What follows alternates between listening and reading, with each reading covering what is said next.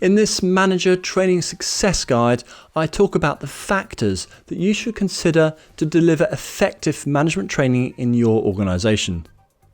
It is really easy to promote good employees with plenty of potential into management positions and effectively chuck them in at the deep end and see if they are successful. As any manager knows, managing a diverse team with different drivers, ambitions, strengths, weaknesses, and different personalities is not an easy, straightforward job.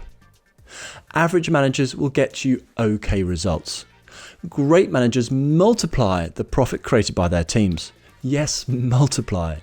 Research used by McKinsey shows that the top 5% of managers generate 8 times the productivity and value through their teams compared to the average manager. I personally have increased measurable team performance by over 10 times with several different teams, adding millions to company profitability. Even more important, great managers are not born with these amazing skills. They start in exactly the same place as everyone else, and they learn and build their skills. Few of these great managers got to where they are without being taught great management practices at some point during their career. I had a great manager teach me a huge amount early in my career.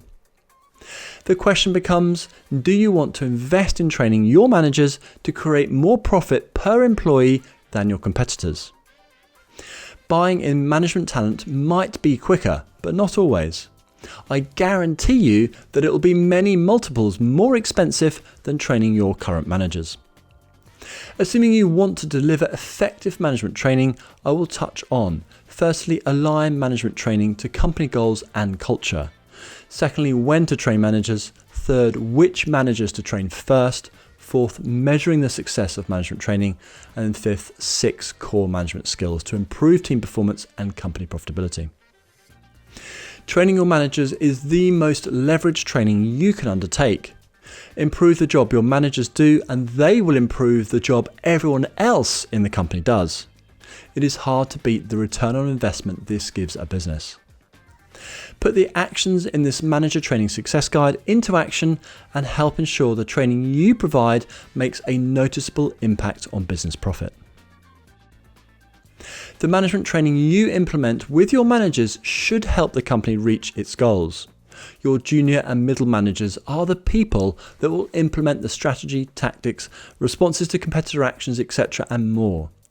Training will improve the tools by which they implement initiatives and actions, activities, etc. needed with their teams.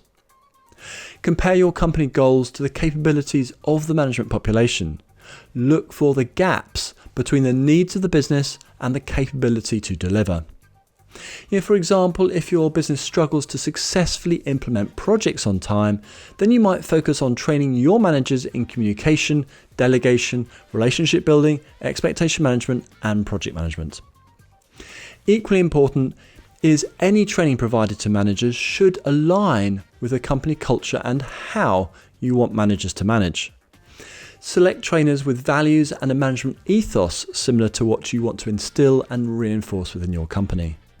For example, Enhance.training trains managers to be open, honest, straightforward, diplomatic, team-focused, and results-driven. Good alignment of goals and culture will make the training more relevant, interesting, and useful to your managers.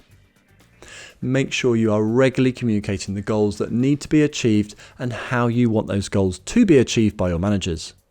Look for and find the gaps between the needs and capabilities to deliver, and train your managers to bridge those gaps.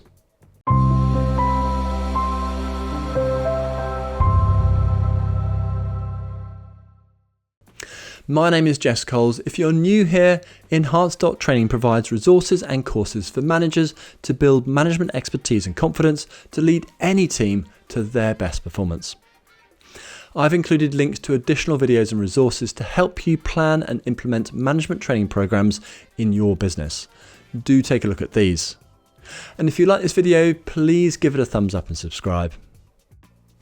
Train managers when you see a gap developing between what they need to achieve for the company and what they are actually delivering. Train them as early as possible before the gap grows. Here are some of the events that indicate it would be beneficial to explore management training options. Firstly, new managers, just before or as individuals are promoted into their first management position. Secondly, high potential talent. Think carefully about the timing of any training. Getting the best value from the training requires the individuals to practice what they have learnt. Third, managers with skill gaps. Keep reassessing the needs of the business against what the current managers are delivering with their teams. Feedback and surveys may also highlight skill gaps. Fourth, managers taking on bigger teams or tough challenges. Promotion or taking on project work or an underperforming team are some key events in this category. Fifth, managers in fast-growing organisations.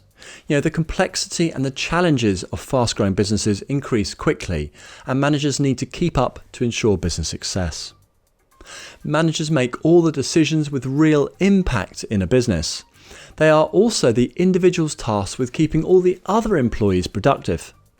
The better the manager does their job, the better all the employees will do theirs. I've spent a lot of time training managers and coaching leaders. To teach and develop anyone, the individuals need to want to learn and develop. If they don't want to, your training and development efforts will be largely wasted. With this in mind, the first managers to train are those that, firstly, are hungry to learn and improve. Secondly, managers who will put their team first, as they're much more likely to leverage their skills into the whole team, multiplying the benefits of the training. Third, managers with good self-awareness and self-honesty. Fourth, those managers that are genuinely interested in people and who are excited and energized by leading teams. Training is not a good substitute for good line management practices when you're faced with below average manager performance or managers that are not particularly keen to learn and improve. Focus your training first on those that are hungry to learn. Measuring the success of management training is not that easy because managers create a lot of the value indirectly through their teams.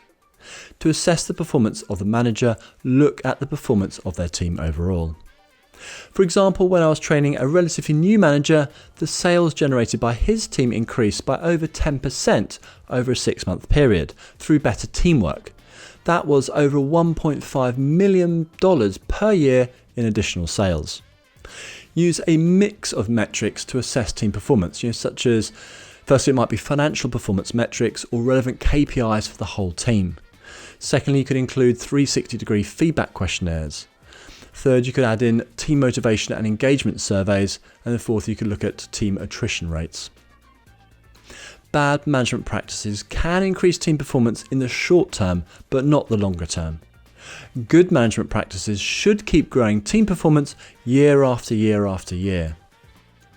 Most of these metrics take a bit of organisation to put in place, but don't incur much financial cost, so are available to all companies. Do put in place measurement of the effectiveness of management training. I view the following skills as absolutely core to good management practices. The better a manager is at each of these, the more value or team profit they can produce. So firstly, setting and managing expectations and goals, including the ability to say no diplomatically. Secondly, knowing how to delegate and follow up so managers consistently get back what they ask for when they asked for it. Third, to be confident in giving useful and specific feedback. Feedback is an essential part of developing others, praising them and reinforcing expectations. Fourth, improve the clarity, honesty and speed of communication across the team and with their bosses. Communication is essential for teamwork, coordination, collaboration and problem solving. Fifth, resolving people problems in the team and dealing with conflict in a diplomatic and straightforward way. Then sixth, making decisions without perfect information that are consistently aligned to the needs of the team and the business.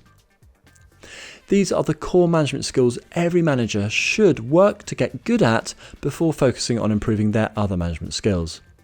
Get your managers good at all 6 of these skills and they are likely to be well ahead of the average manager and helping your business consistently beat targets.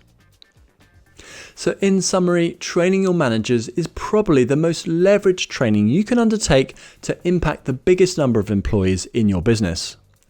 Give the right training to the right managers and you'll see a significant difference in team motivation, engagement and performance.